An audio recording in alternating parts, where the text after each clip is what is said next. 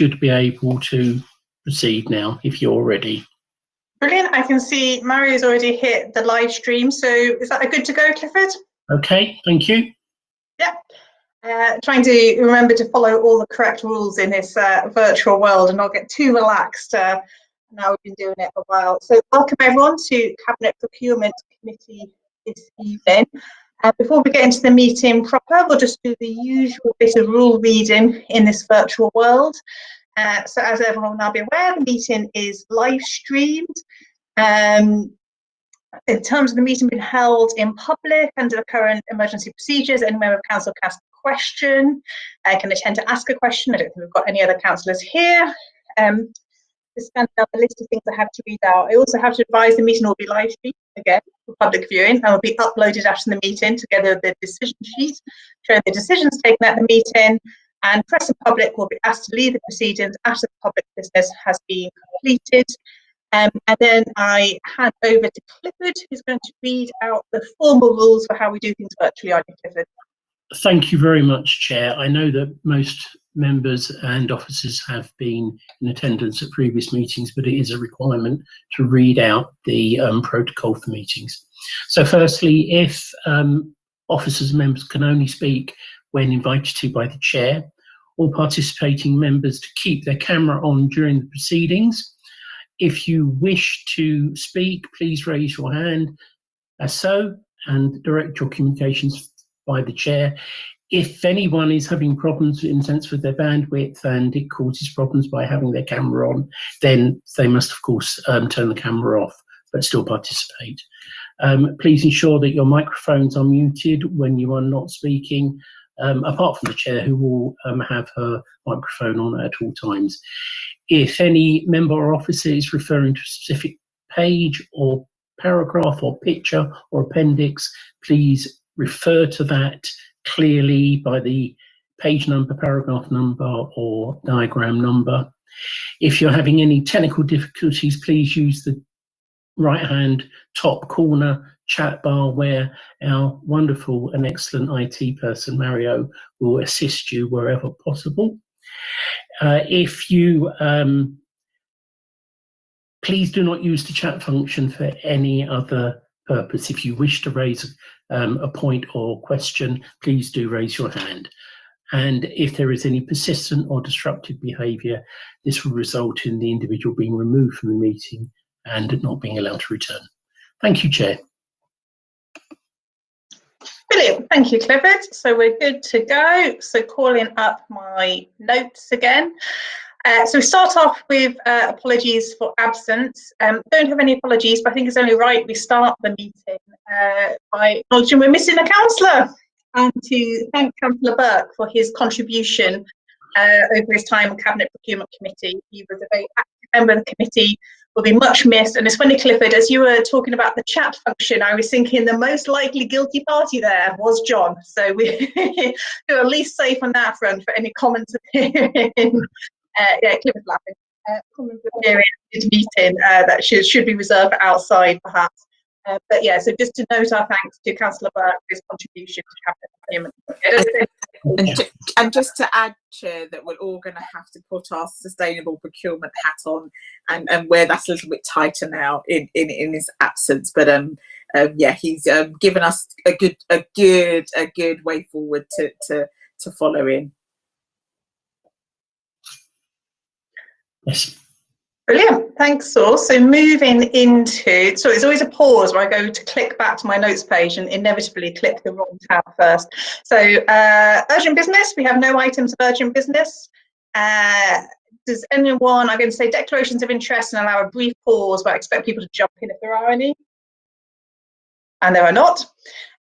Notice of intention to conduct business in private. We have received no such representations. We have no questions, deputations or petitions.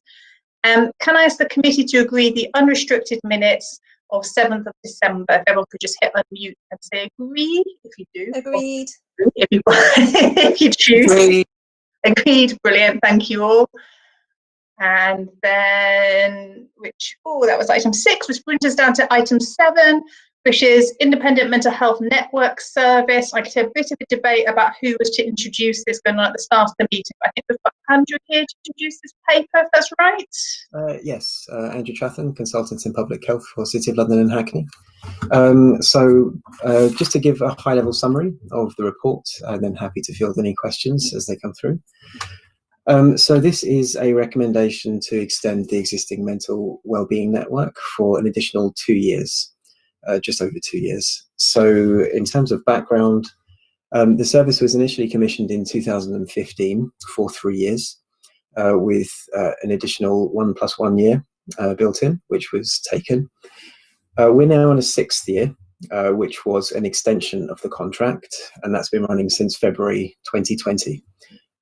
During that time, the intention was to work towards recommissioning the full service. Of course, COVID has happened in the meantime, and that's created many difficulties that we've had to deal with over the last year. So a couple of difficulties that have arisen. Firstly, in terms of staffing, the COVID response has clearly taken a lot of bandwidth and made this very difficult to make progress. But more importantly, following a market engagement exercise conducted in summer and early autumn, only a handful of providers were found to be in a position where they may be able to offer a new service. It did not seem viable that we would get value for money or achieve the increased needs that we'd need to meet for our community. So given that fairly difficult situation, we've had to build on the work that we've done with the existing provider, Mind, over the last year, and create some space for ourselves to actually conduct a full recommissioning exercise once the pandemic has hopefully worked through and the market has re-established itself. So that is the broad background. Quite a lot of change has happened over the last year. It does make a lot of sense to work with our existing provider to extend.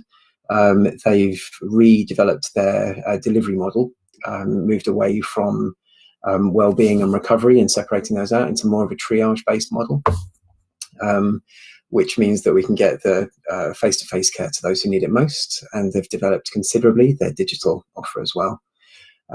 They've been very receptive, very flexible in terms of responding to the needs of particularly young Black men, LGBTQ+, and they're happy to continue working with us to respond to the kind of the shifting sands of need that the pandemic is bringing about. So I think that's probably enough of a background. I'm happy to answer any questions that anybody has. Brilliant, thank you. Sorry, I think the best way to phrase it. It was a really helpful introduction.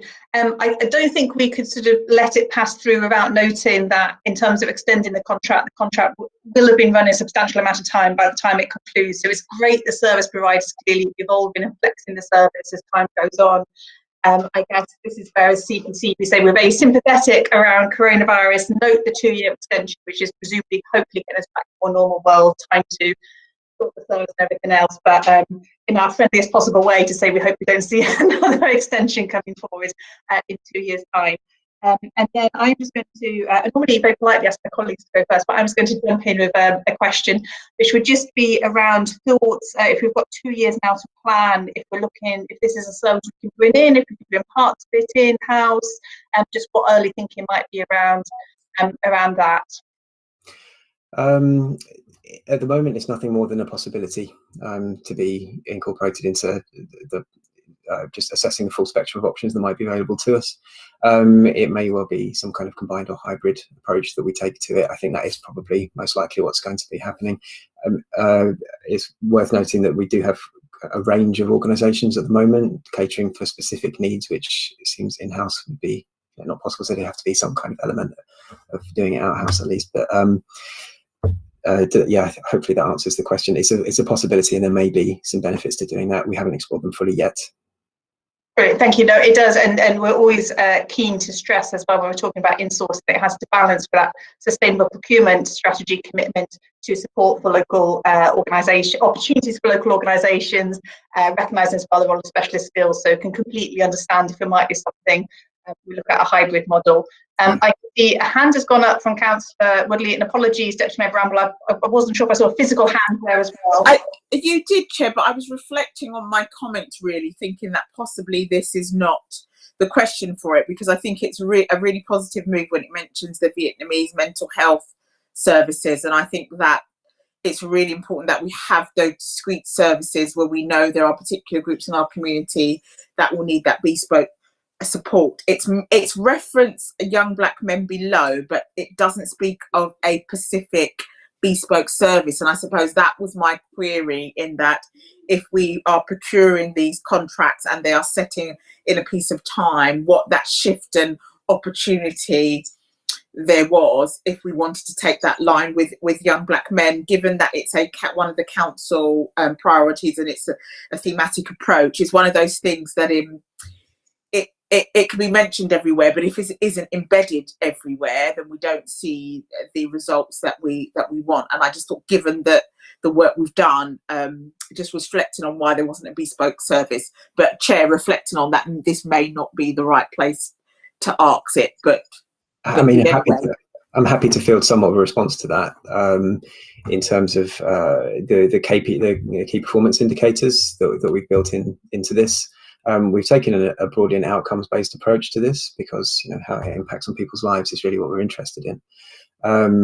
But combined with that, there are a few specific elements, structuring the KPIs to make sure that the young black men community is addressed, to try to redress some of the inequality there, and that's spelled out. We're in the process of mapping that across to the current delivery model, and of course this is going to be an important theme for the full recommissioning, and there's a lot of learning to be done with the current service, and I think there's a lot of capacity still to build into the Young Black Men's programme that we have. I suppose that's good to hear. It's that building in, because I would say that we've tried it this way for a very long time, and it hasn't given the results that all of us would want to see. And I just question, without that bespoke model with a key group that we are wanting to focus on, I'm not sure it will bear the dividends that we want to do, even with the KPIs, because the KPI is one part, but without the specialism at the other end, it then makes the job more challenging. It's just my reflections, but want to thank you for the whole piece of work in its entirety, but just would want more reassurance in that area. But you don't have to come back again now, but would, outside of this, we'll definitely want more reassurance on that. But as I said, as a whole, it's a very positive piece, Chair. And Andrew, thank you. Thank you, Deputy Mayor Bramble, and apologies, Councillor Woodley, you're patiently waiting with your question there. Mine was only a very simple question around process, actually, going back to 5.3, and the idea that the notification was short. I think you say you went out to market in July 2020 to ascertain bidders' preparedness for readiness for November, and I just wondered what period, whether it was actually the context of COVID-19 that made that difficult, or what kind of period you think would be more sensible. I'm very happy with the direction of travel, though, so it's just a simple question of process. Yeah, this actually, this work was conducted before I joined the organisation, so I don't have the best historical insight. But yes, in July, August, that was when the market engagement was done. I think it was 6 organisations, a couple of which specialised in children, and it was fairly clear that the market just doesn't exist at the moment. So hence the reason for the unusually long extension request. We just have to allow enough time to pass for it to be possible to have a meaningfully competitive tendering process. So yeah, I'm sorry, does that answer your question? Well, I think if I can come in as well, Andrew, I think Councillor Woodley, again, wrapping it up in our friendly as possible wrap across the knuckles that we might deliver as Cabinet Procurement Committee, but just the procurement process obviously was tight for this, and there have been previous extensions, but obviously coronavirus does complicate things. Staff are stretched. There is no sort of fallback right now when procurement doesn't go as planned. So sort of hence the super friendly, but yeah, really hoping we're not back here in 2 years. But completely appreciate the pressures the service is under. So hopefully that covers it, Councillor Woodley. But excellent spot. And congratulations on being one of the few councillors that actually follows instructions and references which paragraph you're referring to, which I think most of us fail to do despite its best efforts. So unless there are any further questions, can I ask colleagues that we agree the recommendations as set out? Agreed. Agreed. And it's an agreed from me. Brilliant. Thank you, Andrew. You're very welcome to stay for the rest of the meeting. Also welcome to go and get your dinner. Thank you. Brilliant. Thank you very much. So next up I think we've got Marion Court and Jane. Are you here to introduce this, or? It's actually going to be Anna, who's the project manager. You're in the hot seat tonight, Anna. I am. Thank you, Deputy Mayor, and good evening, councillors. So I am Anna Gulsa. I'm the project manager for the Marion Court project and have been for the last couple of years. And I'm actually quite excited to finally present this report to you today. So the Marion Court project is in Homerton, and it forms part of the council's estate regeneration project program. And when it's completed, it'll deliver about 160 new homes, including 32 much needed homes for social rent, 59 for shared ownership, and 69 for outright sale. And in addition, it will also deliver more than 1,000 square meters new work and retail space, including affordable workspace. And we'll also deliver a community centre and new public realm and landscape improvements. So it will really sort of have a positive impact on the area. So the recommendations of this report that is being considered today are basically sorry, no, I'm going to start again. So the report that is being considered today is outlining the procurement process that's been undertaken to select a main works contractor for Marion Court. And it's identifying a preferred bidder for the works and is making then the recommendation to delegate authority to the chief executive to award this contract once pre-commencement planning conditions have been discharged, which are currently delayed, and also once vacant possession has been achieved and the demolition of the existing blocks is largely completed. And this approach has been taken as it will minimize the risk of delays to a start on site to the project, a start on site date that we will be agreeing with the main works contractor as part of the contract. And this approach will also enable a seamless handover of site management responsibilities between the demo contractor and the main works contractor in early this year. And finally, this approach will allow for the contract to award it really quickly once the conditions that I've outlined are satisfied, and thereby it will increase the likelihood of the council meeting the commitment to the GLA for the project for a start on site in this financial year. So the procurement, I'm just going to quickly run through the procurement process that we have undertaken and also the outcome of the tender process. So the procurement route that was initially chosen for the main works contract was via an OJU restricted procedure tender process, and that started quite a while ago in April 2018. The initial 3 full tenders that we received in November 18 were not compliant in terms of financial viability, and the council therefore moved to a negotiated procedure without prior publication with all 3 bidders in order to explore the potential for cost savings through design or specification changes before a re-tender of the scheme to those original bidders. And due to the extended timescale associated with this process, I've explained, and also some complexities with achieving vacant possession and securing planning consent, it was also decided to tender the demolition works to a specialist contractor separately, so remove them from the original, which originally were intended to be tendered as part of the main works contract. And those works are now underway and are due to be completed shortly, so in spring this year. And so negotiations under this negotiated procedure started in March 2019, and the procedure was concluded in July last year. when the participating bidders were invited to submit their best and final offers based on a revised invitation to tender. And this revised invitation to tender included some value engineering on materials and a rationalization of the specification in some areas. It also included the addition of sprinklers in response to changing fire safety guidance and regulations. And finally, it included changes to the energy strategy from a CHP-based system to an air source heat pump-based strategy, which is not relying anymore on fossil fuels and is responding to forthcoming changes in regulations and policy.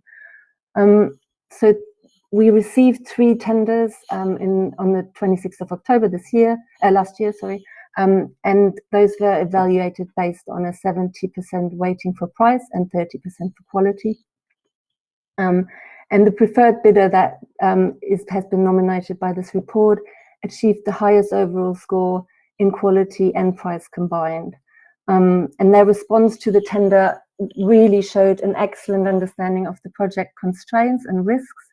It showed a good approach to health and safety, to minimizing disruption, to communicating well with stakeholders, and also providing employment and skills opportunities. And as such, their bid was deemed the most economically advantageous tender and has been recommended by the report.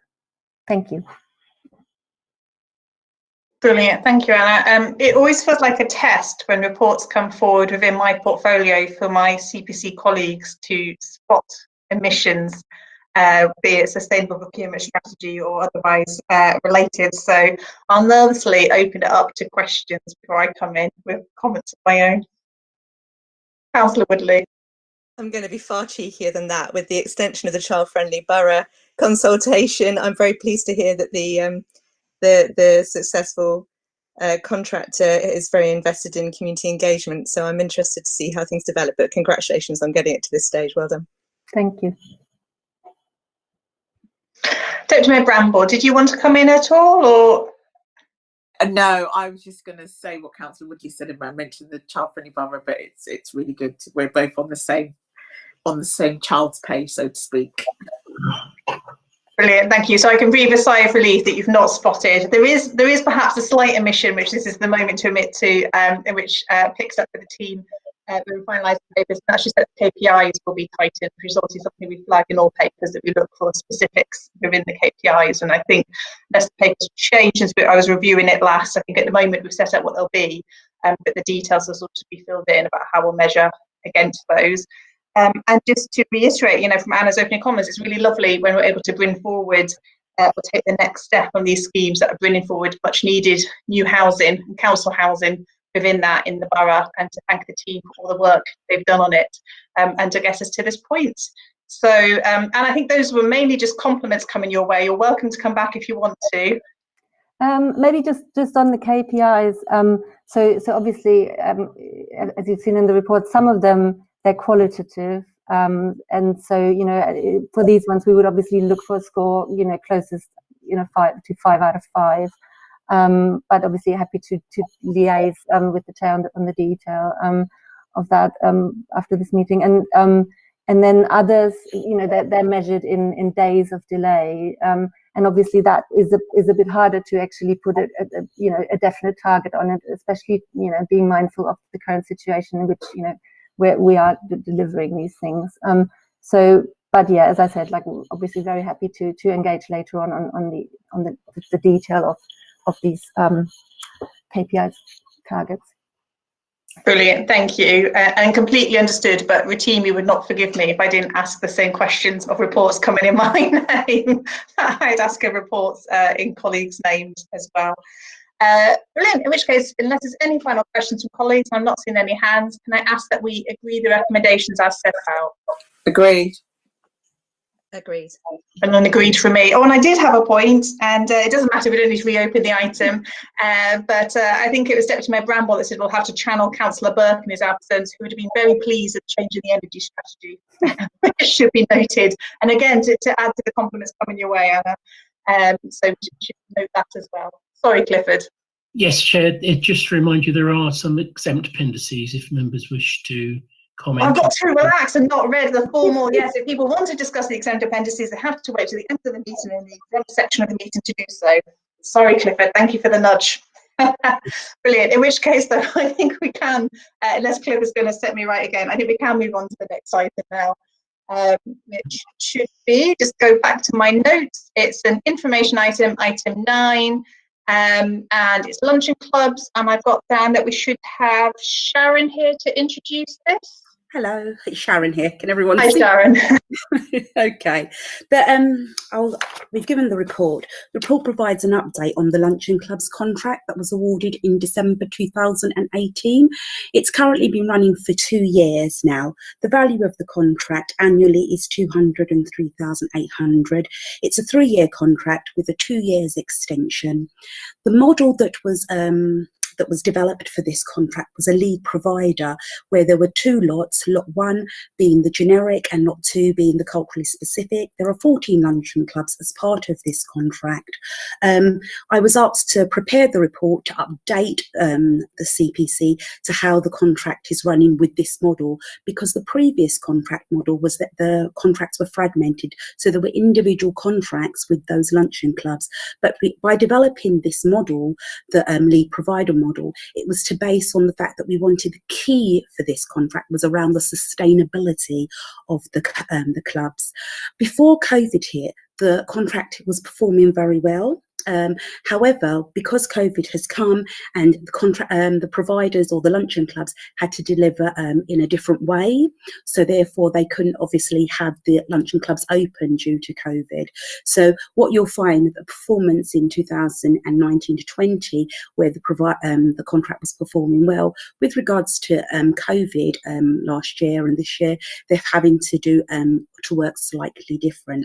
So the update there isn't any recommendations, but I was provided to give an update on this and where some of the concerns might lie in the final part of the report, which is looking at where there might be some risk in relation to the contract. But as going back to what I said at the very beginning, it's around the sustainability of the actual, that was why the contract was awarded, around the fact that we wanted to ensure that the clubs will be sustainable once the contract had come to an end. So that's key to the how the model was set up. So I've just given you a very an overview of the luncheon clubs and an update. Are there any questions that I can field? Is there any questions from members and colleagues within the meeting tonight? Thank you, Sharon. I was trying to remember when the paper came originally. 2017. I was thinking about, and I seem to remember a concern we had as well, is how, not dissimilar actually to what we're talking about with some of the mental health network, the importance of local organisations and culturally appropriate and connected organisations. And we had a concern that that would be maintained with the lead provider model. And from what you've set out and the figures you've set out, it sounds like that has been the case. And I see you nodding, so I think that I'd got that right from the paper. So it'd be great to hear a little bit more about that and how that's worked. Okay, sorry. Could you repeat the question? Because my broadband has gone sort of like, sorry, you want to know how, sorry?